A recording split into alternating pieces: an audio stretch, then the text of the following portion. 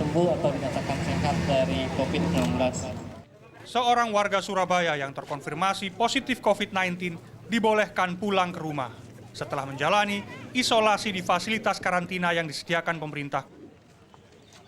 Tim kesehatan menilai orang tersebut sudah sehat, dilihat dari kondisi umumnya yang baik. Meskipun hasil swab tes kedua belum keluar. Ini adalah satu dari ribuan kasus klaim sembuh di Jawa Timur, khususnya Surabaya, setelah aturan baru diberlakukan. Pada aturan sebelumnya, pasien baru bisa dinyatakan sembuh setelah 2 kali menjalani hasil swab tes negatif. Setelah aturan berubah, angka kesembuhan di Jawa Timur khususnya Surabaya terkatrol naik tajam.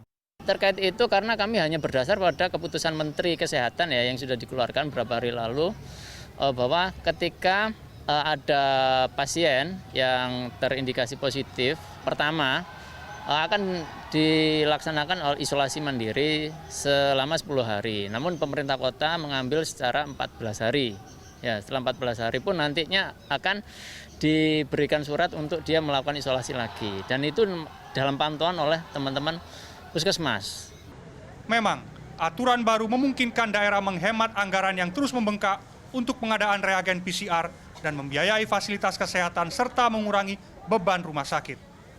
Namun seorang dokter penanggung jawab pasien atau DPJP mengaku menghadapi dilema atas aturan baru ini.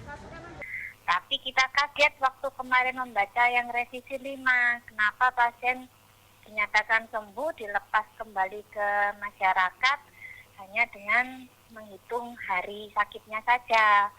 Karena ini kan kalau dari sisi klinisi kan mengkhawatirkan seandainya si pasien ini masih berpotensi untuk menularkan. Nah, bagaimana nanti dia bisa menularkan ke anggota keluarganya atau ke orang-orang yang ada di sekitarnya. Tante saya sendiri di Surabaya itu rawat inap 5 minggu baru swabnya negatif. 5 minggu dia dirawat di rumah sakit di Surabaya. Padahal kondisinya sudah bagus waktu itu. Jadi ya menunggu hasil swab. Tapi ya nggak apa-apa, kita benar-benar pastikan memang swab negatif dan bisa pulang.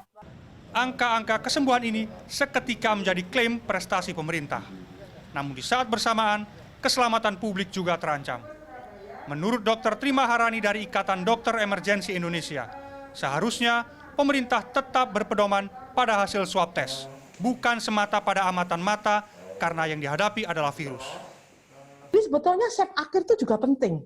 Kenapa? Karena swab akhir yang menentukan negatif itu akan juga memberikan kepada kita sebuah keputusan orang ini sudah sembuh atau tidak.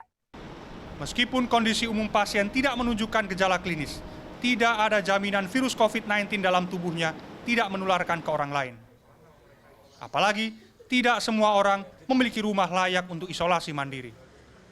Pemerintah itu harus ikut memastikan bahwa di rumah pun ini orang ini situasi rumahnya itu seperti apa. Itu kalau bisa sih harus memastikan itu. Kepatuhan itu tercermin dari situ juga lah. Kalau misalnya di rumah ada 5 orang keluarga, kamarnya cuma 2, kamar mandinya 1, ya harus siap-siap ada potensi penularan yang mungkin lebih besar. Menurut Irma, dalam aspek isolasi mandiri yang perlu diperhatikan adalah jumlah orang dalam satu rumah tersebut.